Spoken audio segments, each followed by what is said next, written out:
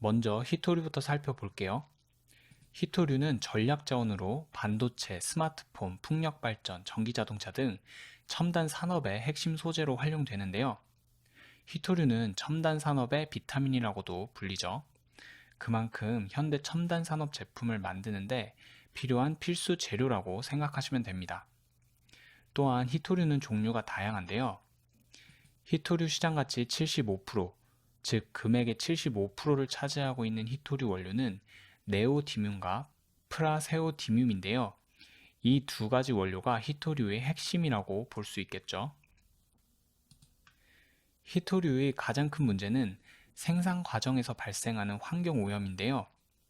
히토류를 추출하기 위해서는 많은 양의 광석을 채굴해서 화학적 처리 공정을 거쳐야 하는데 이 과정에서 다량의 가스, 폐수, 방사능 물질이 배출이 됩니다. 그래프를 보시면 1990년대까지는 여러 국가들에서 히토류를 생산했어요. 하지만 이후에는 다른 국가들에서는 환경오염 문제가 발목을 잡았고 중국의 히토류 재련 기술 자체 개발로 저렴한 노동력을 내세운 중국이 사실상 모든 생산을 독점하게 되었죠. 문제는 최근에 발생했는데요. 중국이 히토류 생산을 독점하고 있다 보니까 중국이 히토류를 무기화하는 움직임을 보이면서 미국 등 주요 나라들에서 히토류 생산 독립을 위해 노력하고 있어요. 미국에서는 MP 머티리얼스 같은 회사가 생겨나면서 히토류 생산을 진행해 나가고 있죠. 그래서 최근에는 중국 의존도를 조금씩 낮추고 있는 모습입니다. 실제로 중국 의존도를 낮추긴 했지만 사실 그 부분은 채굴에 한정되어 있어요. 이 그림은 히토류 생산 과정을 나타내고 있는데요. 채굴에서는 의존도가 많이 낮아진 것을 볼 수가 있죠. 하지만 히토류 정제 과정은 여전히 중국이 독점하다시피 하고 있는데요.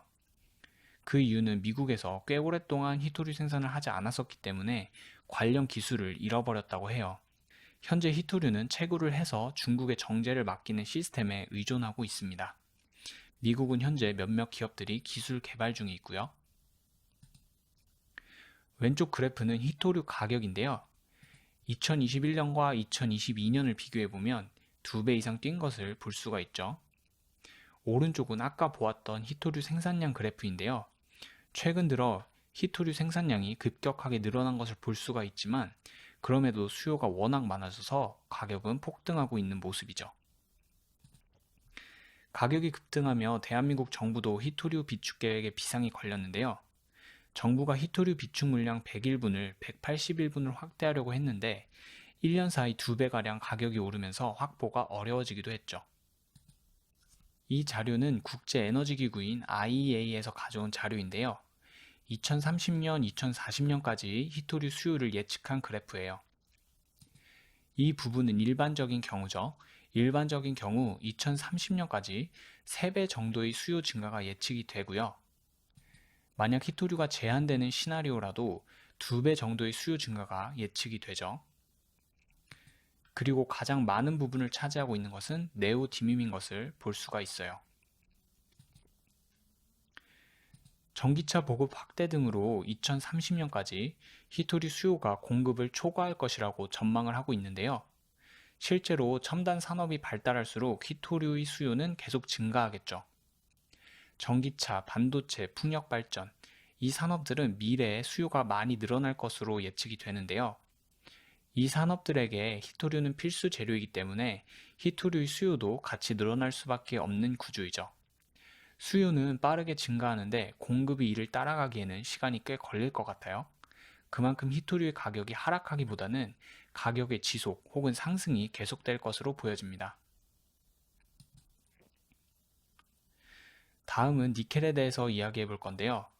니켈은 리튬이온 배터리의 핵심 성분이에요.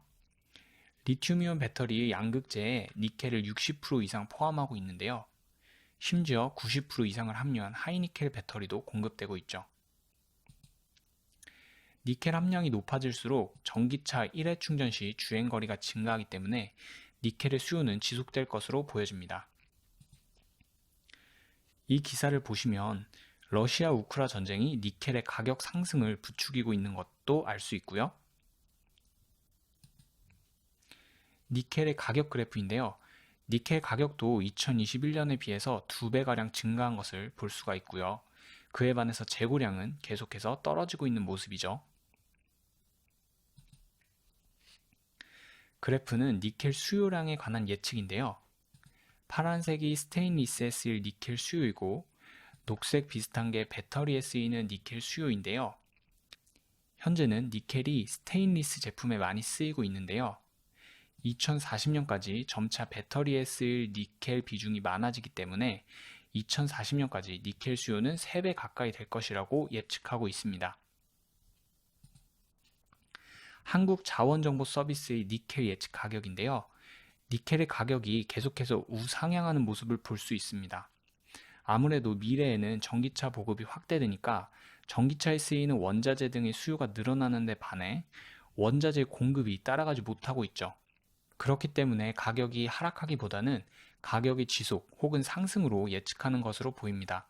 거시적으로 본다면 최근의 기술의 발달은 빠르게 이루어지고 지구 온난화로 에너지 전환으로 급하게 가는 시점에서 그에 필요한 원자재는 따라가질 못하고 있는 상황인 것 같습니다.